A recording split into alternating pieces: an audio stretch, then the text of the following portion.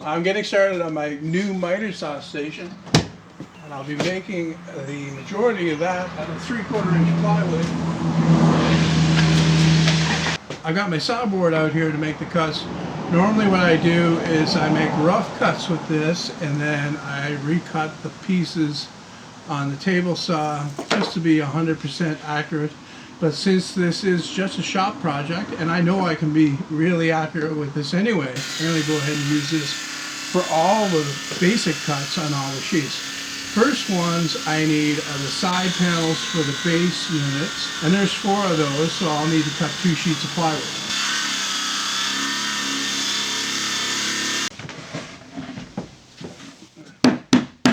Lean this one up against the wall for now.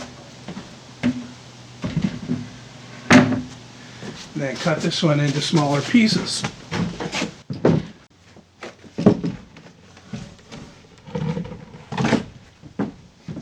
I've got a shorter saw board, but I can't seem to find it anywhere. It might be in my shed, but this one will work just as well.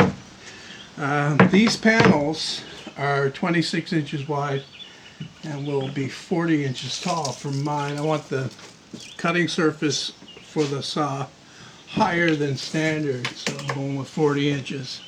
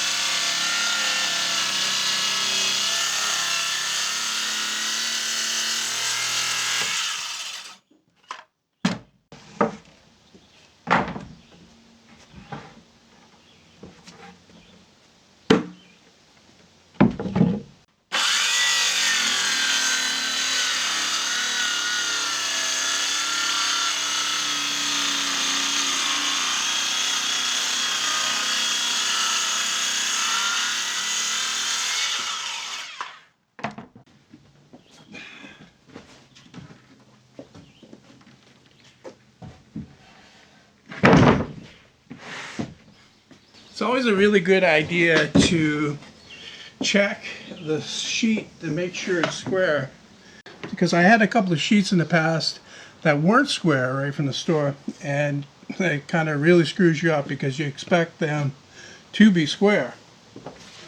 So I always check now.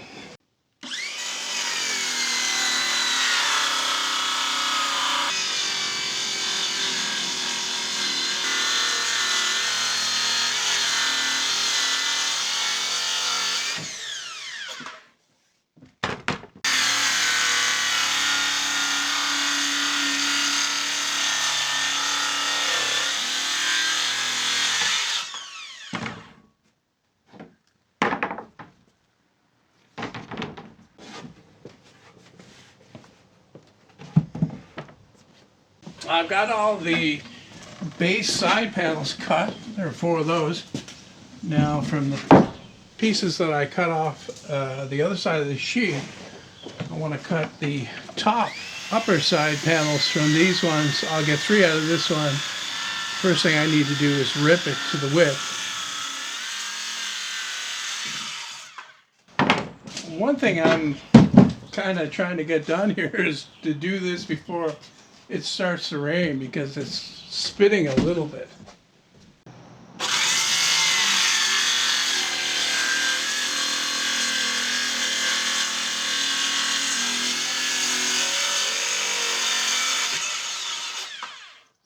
Well, it's the next day. I finished cutting up all the parts yesterday, and then this morning I started off by cleaning out and moving out the old chop saw station just to free up enough space so I could move the plywood parts that I cut yesterday over there so they won't be in my way over here. Seriously, there's no space left here in the workshop to put anything, so I had to do that. It's got to go anyway, so might as well do it now. I'm ready to start putting it together, so the first thing I did was I took a level and I put it on the floor here to see how close this is to level. If it's sloping too badly, I would have to either shim up the cabinet somewhat or add feet, adjustable feet to it, or I could actually cut the panels so that it'll be scribed to the floor. But in my case, the floor is looking pretty good here. I don't think I'll have to do anything with it. Nearly everything is put together with glue, and I've got some 2-inch high billet dovetails here that I'm going to drive in. I've already drilled a pilot hole here to get started. I did that before I put the glue on to keep it from sliding around. Let's try to screw in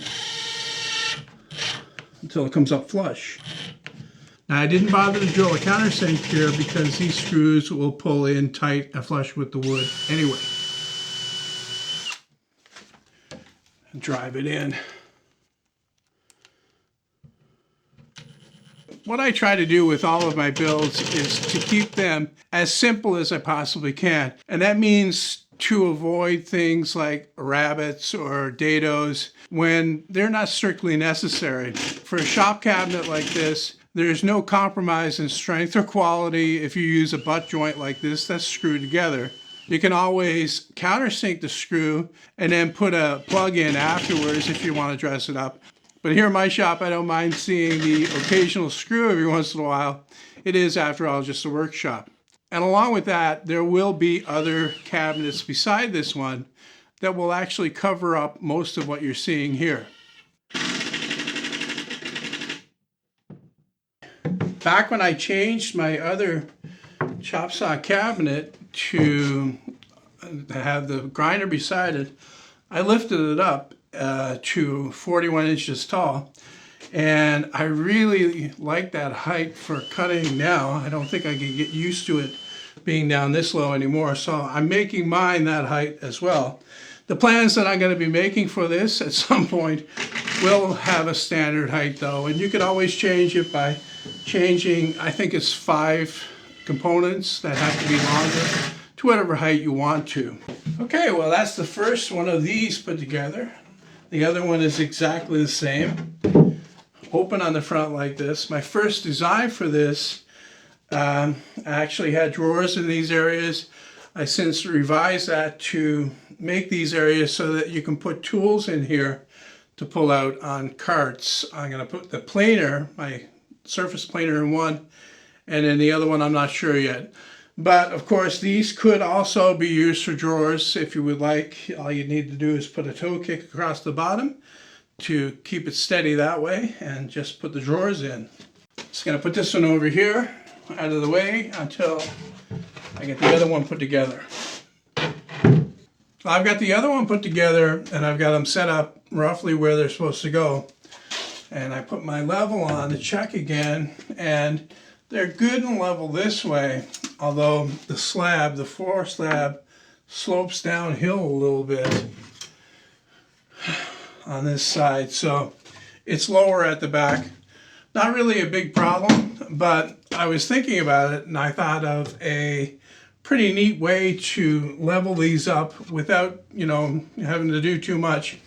And that's to add these, just gonna flip this over, blocks to the bottom. These are just pieces of softwood, and they'll be what you could call permanent shims. What I'll be able to do with them though is plane them down to fit. Before I do any leveling, I've put these exactly where they're gonna go, 46 inches apart in my case. I've taken my level and put across between the two, and I can see that this one's higher than that one by a very small amount, so I'll work on this one first. So what I've got here is a shim, and I can see I'm low at the back here. I'll just put the shim in until it looks good. And then I can mark the front foot, which needs to be planed down so it'll sit flat, with my pencil. I'm doing the same thing on the other side, except it's very close, and I'll hold my pencil up to match that down there. I flipped the unit upside down again so I can plane the feet down to the marks I already made.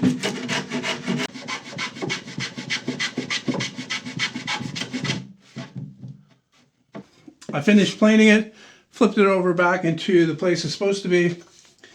I check with the level to see how it looks, and it looks pretty good. Dead on, actually. So this one's good. Now I need to level over to the other one and fix that one. Same deal with this one, shim it up until it's level and then plane down the feet. And now I have it perfectly level across the top. And that's really what you want, because everything else goes off of this. So you really want to make sure that this is good. I brought over the parts for one of the uppers, and the first thing I want to do is take my filler, which goes across the bottom like that, and make a line across on the side panel. I'll take the other side panel and do the same thing. Just flip it over, try to get the best side out, although it really doesn't matter too much. And then I can start putting it together. Once again, these are all just glued butt joints put together with some screws. I'm using 2-inch screws for strength. They're a lot stronger than 1.5-inch screws into end grain, I've found anyway.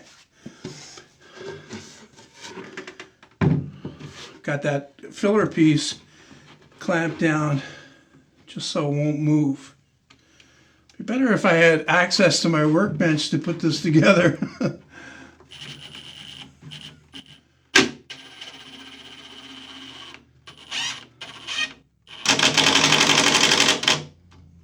I should mention that if you in general don't have a problem with the butt joint, but you don't like the exposed screws coming through, you could always use pocket screws from the other side, and that way you wouldn't see them. I like the screws going through the eye-builded dovetails because they're stronger and they're a lot faster and easier. You don't need no jig messing around to do it. And when they go in nice and flush like that, they look pretty good.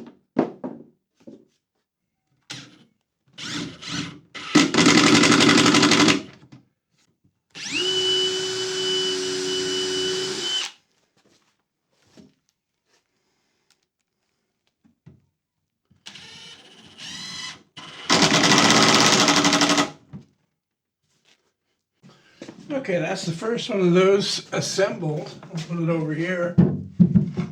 This gets attached to the base unit. Screws from underneath. You screw up through the stretcher that goes across here on the front and the one on the back as well. Well, I got the other one put together and put up here. I haven't screwed it down to the base cabinet yet. When I do, I'm not going to glue it. I'm just going to drive screws up through the front here, a couple of places, and the back in 2 places, and that'll hold it together well. What I need to do is stop here, and in the next one I will have decided which one I'm going to use for fine dust collection. I want to really be able to capture the fine dust from this hood area way better than I was doing with the other one. The vacuum that I was using for that one was pretty small, too small for that actually. So I've got 2 choices. I can either use my homemade impeller here that's driven by a pump motor, and this really pumps a lot of air, although I have to do a lot more to make it work inside here, or I can use this shop vac, which is way bigger than that one over there, has a lot more suction and will work better for this. All I need to do is just situate it inside there, cut a hole through the side of the cabinet, not in this one, in this one over here actually, and make an outlet port that either goes outside through the wall or goes through a filter that I'll put on the outside of the cabinet.